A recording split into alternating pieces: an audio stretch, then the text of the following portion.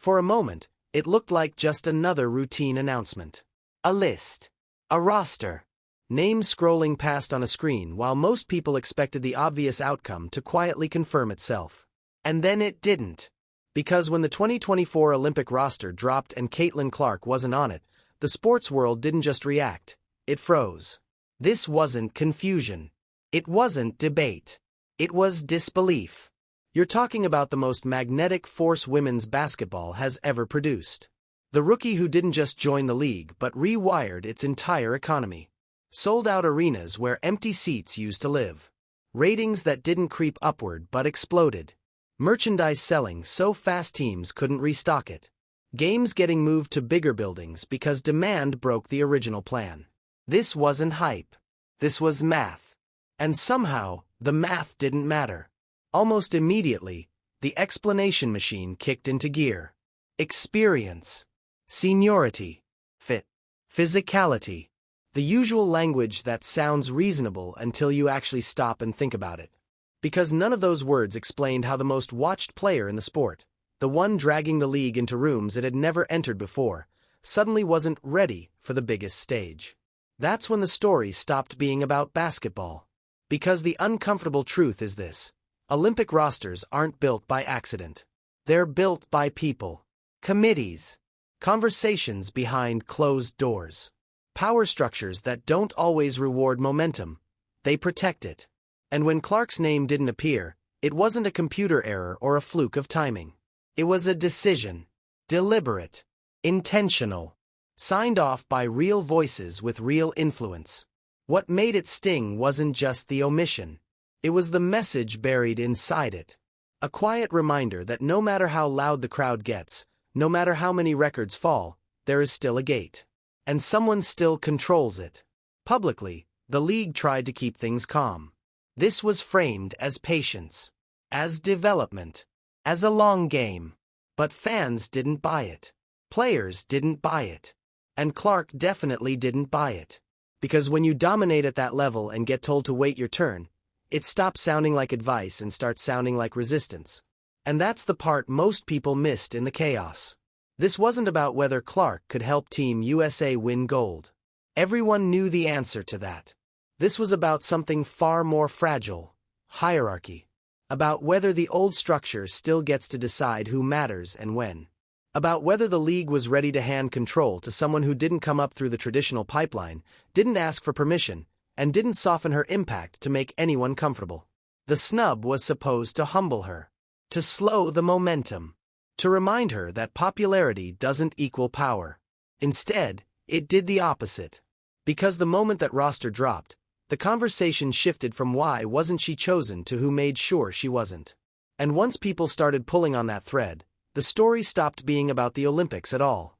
It became about something much bigger. A power struggle hiding in plain sight. A league at war with its own future. And a rookie who had just learned exactly how the system works. And that was only the beginning.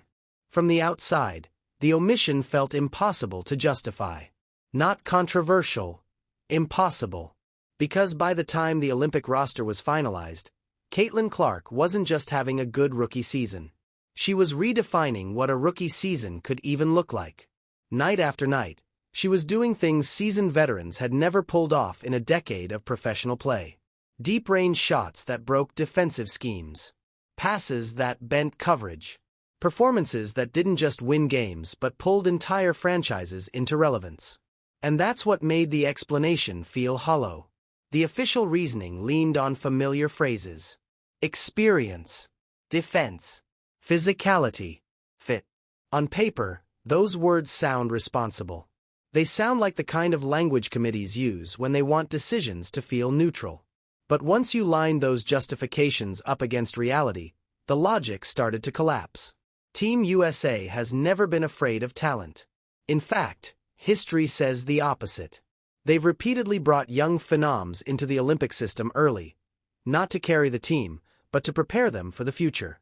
Diana Taurasi wasn't left at home because she was young.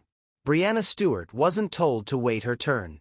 When generational ability appeared, it was embraced, not delayed. That's why Clark's exclusion stood out. It broke tradition instead of following it. If this were really about physical play, the numbers didn't support it. Clark was absorbing contact nightly, getting blitzed at half court, shoved off routes, bumped on every catch. Defenses treated her like a playoff problem, not a rookie adjustment. And she still produced. If it were about defense, the tape didn't hold up either. She wasn't being hunted. She was holding her own while carrying an offensive load no one else in the league was touching. So the question shifted. If it wasn't basketball, then what was it? The uncomfortable answer sat between the lines. Seniority. Tenure. A hierarchy that rewards endurance over impact. The idea that before you're allowed to lead, you must first endure years of anonymity. Clark didn't do that. She skipped the suffering phase entirely. She arrived as the center of gravity. And for a system built on gradual progression, that kind of disruption feels dangerous. What made the situation even stranger was who was involved in the decision-making. This wasn't a distant committee detached from the season. The people signing off on the roster were watching Clark up close. Game planning against her. Adjusting coverages because of her. Feeling her presence shift the rhythm of games. They knew exactly what she brought to the floor, which made the final decision feel less like evaluation and more like posture. By leaving her off the roster, the committee sent a signal. Not just to Clark, but to everyone watching. Talent alone doesn't move the line. Popularity doesn't buy leverage. And no matter how loud the crowd gets, the door only opens when the right people say it does. That's when the narrative began to change. Because once fans stopped asking why wasn't she chosen, they started asking who benefited from her absence. And when you follow that question to its source, you end up staring directly at the gatekeepers themselves. And one name, in particular, sat right at the center of that room. Once you start tracing the decision backward, the focus narrows fast.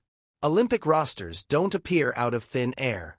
They're shaped in private meetings, guided by voices that carry weight inside the sport. And when people began looking closely at who those voices were, one figure kept coming up: Stephanie White.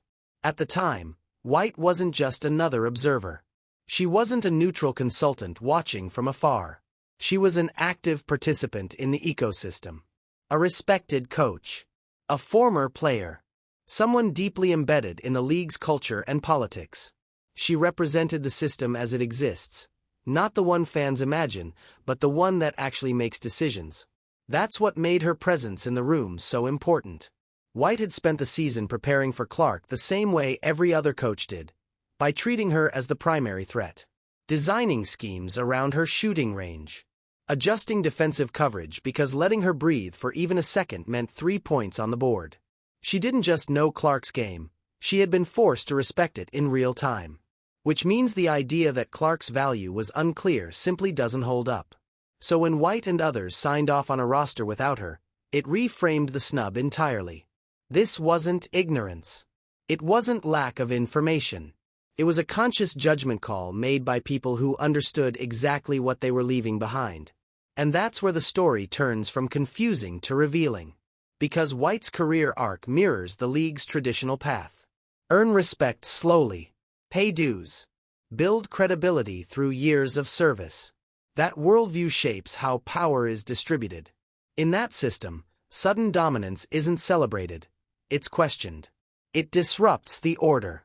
It threatens the balance that keeps veterans comfortable and hierarchies intact. Clark represents the opposite of that model. She didn't rise patiently. She didn't wait to be approved. She arrived fully formed and immediately became unavoidable. And for those who built their careers inside a slower, more controlled structure, that kind of arrival can feel less like progress and more like intrusion. That's why the Olympic decision felt so symbolic.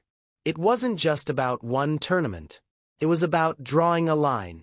About reminding everyone that even the most popular player in the country still answers to the system.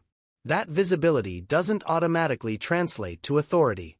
And that no matter how much the outside world demands change, the inside world moves on its own terms. White, intentionally or not, became the face of that moment. Not because she acted alone, but because she embodied the philosophy behind the choice. Stability over spectacle. Order over disruption. Familiar names over rising forces. And that's what made what happened next so jarring. Because just months after being part of the group that told Clark she wasn't ready for the biggest stage in basketball, White's path and Clark's collided again. This time in a way no one saw coming. Not across a committee table. Not from opposing sidelines. But inside the same locker room. The Olympic decision didn't land in isolation. It felt like the final chapter of a story that had been building since the moment Caitlin Clark entered the league. Long before the roster dropped, the resistance was already there. Subtle at first, then impossible to ignore. From opening night, defenses treated her differently. Full court pressure from the opening tip. Hard shows. Late bumps. Hands checking her hips on every cut. It wasn't just competition. It was a message. Welcome to the league, but don't get comfortable. The physicality wasn't random. It was targeted. And it escalated as her impact grew. Off the court, the tone was just as telling. Former players went on air questioning whether her game would translate. Commentators framed her success as hype instead of substance. Compliments came with qualifiers. Praise was immediately followed by warnings about reality checks that were supposedly coming. The subtext was clear. Slow down. Wait your turn. Don't skip steps. Clark didn't respond publicly. No interviews calling out treatment. No social media posts hinting at frustration. But on the floor, the tension was visible. You could see it in the way she absorbed contact and got up faster. In the way she took deeper shots when defenses crowded her. In the way she kept pushing pace even when teams tried to drag the game into the mud. Then the Olympic roster dropped, and everything clicked. What had felt like scattered moments of resistance suddenly aligned into a single narrative. The snub wasn't an overreaction. It was confirmation. It told Clark, and everyone watching, that the discomfort she was sensing wasn't imagined. The league's old guard wasn't just skeptical. It was defensive. By leaving her home, the decision-makers validated every hard foul, every dismissive comment, every moment where her presence seemed to irritate more than inspire. It signaled that the resistance wasn't coming from the fringes. It was coming from the center. And that's why the reaction was so intense. Fans weren't just angry about fairness. They were reacting to the realization that something structural was happening. That the system was protecting itself from being overtaken too quickly. That the gate wasn't just narrow, it was being actively held shut. For Clark, the message was unmistakable. She wasn't being challenged to improve. She was being tested to see how much friction she could endure without breaking. And instead of cracking, she did something far more dangerous. She internalized it. Because when you tell a competitor like Clark that her excellence is inconvenient, you don't humble her. You sharpen her. And while the league thought it had slowed the momentum, it was actually setting the stage for the most explosive response of her career. What came next wasn't noise. It wasn't protest. It was production. And it forced everyone involved to confront the consequences of what they had just created. The response didn't come in words. It came in numbers. It came in tempo. It came in a version of Caitlin Clark that looked less like a rookie finding her footing and more like a player settling a score. While Team USA prepared for a tournament everyone already assumed they would win, Clark disappeared from the noise. No media tour. No public complaints. Just a short reset and then a return that felt intentional. Focused. Almost clinical. When the season resumed, the shift was immediate. The game slowed down for her, even as she sped it up for everyone else. Defenses that had bullied her early in the year suddenly looked reactive. Traps came a half-second late. Help defenders hesitated. Passing lanes she used to force were now opening on their own. The same physicality that was supposed to wear her down became fuel. She didn't avoid contact. She played through it and punished teams for trying. Records started falling, not in bunches, but in a steady stream that made them impossible to ignore. Rookie scoring marks vanished. Assist totals climbed into territory veterans rarely reached. Night after night, she was doing exactly what the Olympic Committee said she wasn't ready for. Controlling games against the best players in the world. And that's what flipped the narrative. Because once Clark started torching defenses led by Olympians, the explanations collapsed completely. The idea that she needed more seasoning didn't survive tape review. The claim that she couldn't handle elite physicality fell apart under the weight of evidence. Every argument used to justify the snub became a highlight waiting to be replayed. More importantly, the Indiana Fever changed. What had been a rebuilding team turned into a threat. Crowds followed them on the road. National broadcasts circled their games. The franchise stopped being a developmental project and became a business priority. That wasn't just Clark playing well, that was Clark forcing the league to react. Inside front offices, the tone shifted. The Olympic decision, once defended quietly, started to look like a miscalculation. Not because Team USA struggled, they didn't, but because the cost of leaving Clark out became visible in real time. She wasn't just good enough. She was essential. And that's when pressure moved inward. Because when a generational player responds to rejection by elevating everything around her, someone else inevitably takes the fall. The system can't admit fault directly, so it looks for a release valve. A buffer. A place where accountability can be absorbed without challenging the hierarchy itself. In Indiana, that buffer already existed. And as Clark's star rose faster than anyone predicted, the spotlight began drifting toward the bench. Toward the person standing between a franchise suddenly built around a superstar, and the future that superstar was demanding. By the end of the season, the tension in Indiana was impossible to miss. On paper, the Indiana Fever had improved. They were winning more games. They had clawed their way into the playoff conversation. For most franchises, that kind of progress buys patience, time, stability. But this wasn't a normal rebuild anymore. Because once Caitlin Clark arrived, the timeline collapsed. Every possession was being watched. Every rotation scrutinized. Every timeout second-guessed. Fans weren't just reacting emotionally, they were responding to what they believed they were seeing. An offense that stalled when it shouldn't. Sets that pulled the ball out of Clark's hands at critical moments. A superstar creating advantages that weren't always being exploited. The frustration didn't start with management. It started in the stands and online. Clips circulated comparing Clark's usage to other elite guards. Breakdowns dissected spacing, pace, and decision-making. The narrative hardened quickly. The Fever weren't maximizing what they had. And in a league that had just watched Clark reshape its visibility, not maximizing felt unacceptable. The front office felt that pressure immediately. Because this wasn't just about wins and losses anymore. It was about stewardship. About proving to sponsors, broadcasters, and fans that the league knew what to do when it was finally handed a generational star. Slow development suddenly looked like waste. Caution started to feel like fear. So even though the Fever made tangible progress, it wasn't enough. Making the playoffs wasn't the goal. Justifying Clark's presence was. Showing that the organization understood the magnitude of what it had stumbled into.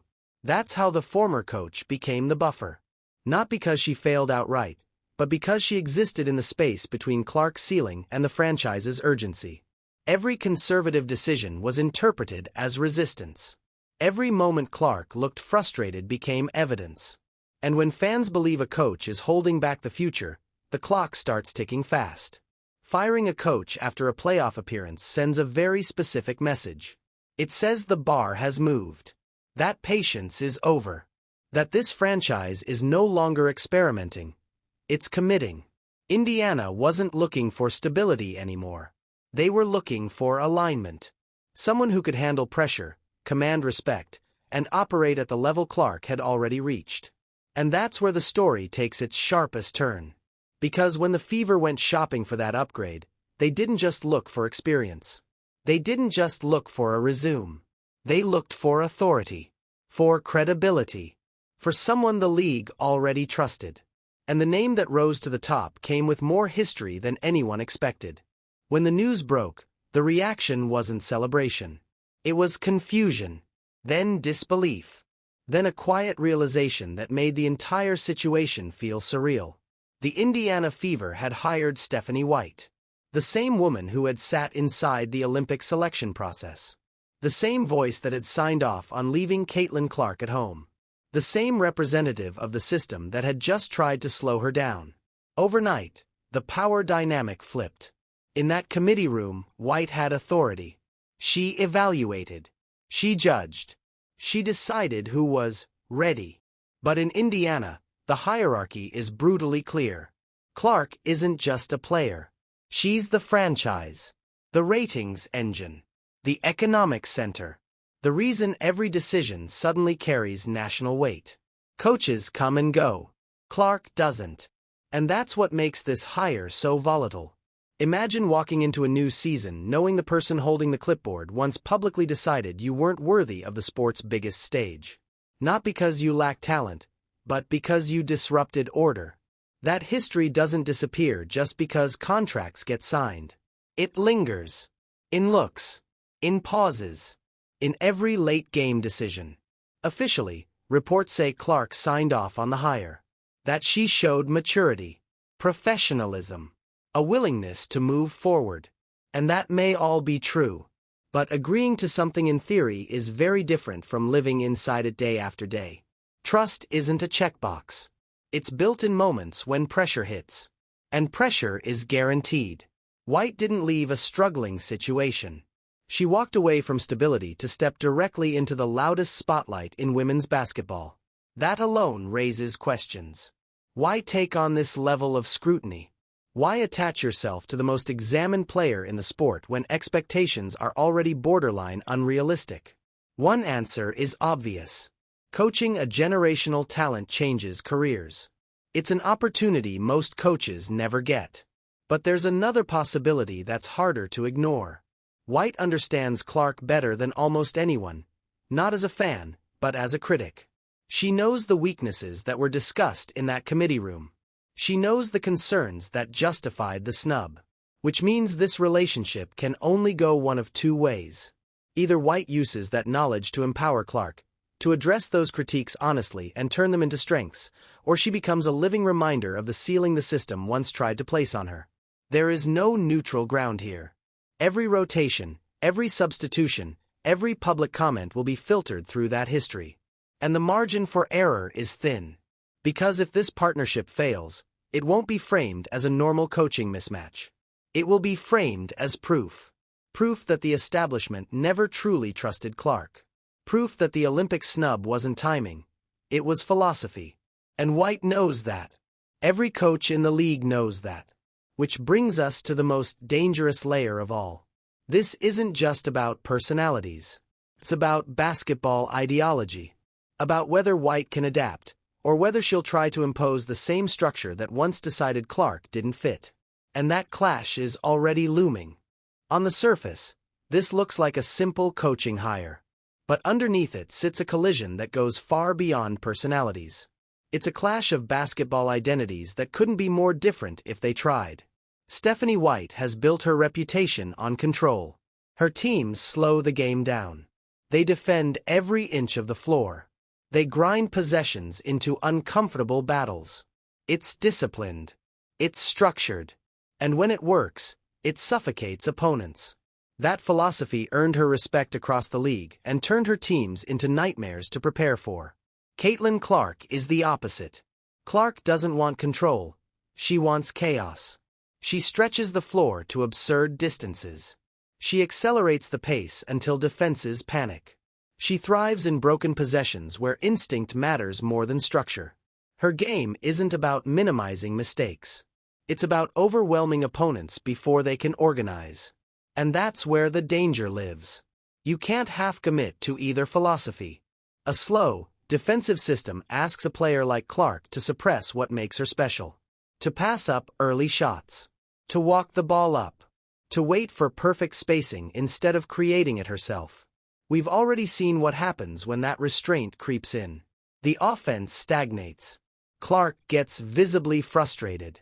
The crowd turns restless. Pressure builds instantly.